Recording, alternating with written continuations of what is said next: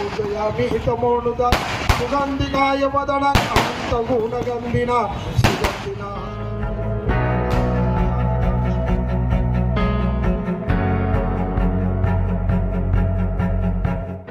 प्रत्येक यशस्वी पुरुषामागे एका स्त्रीचा हात असतो, हे वाक्य तुम्ही आजवर अनेकदा ऐकलं असेल।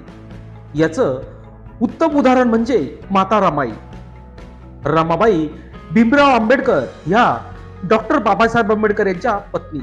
यांच्या जयंतीनिमित्त प्रत्येक भारतीय नागरिक त्यांना अभिवादन करत आहे।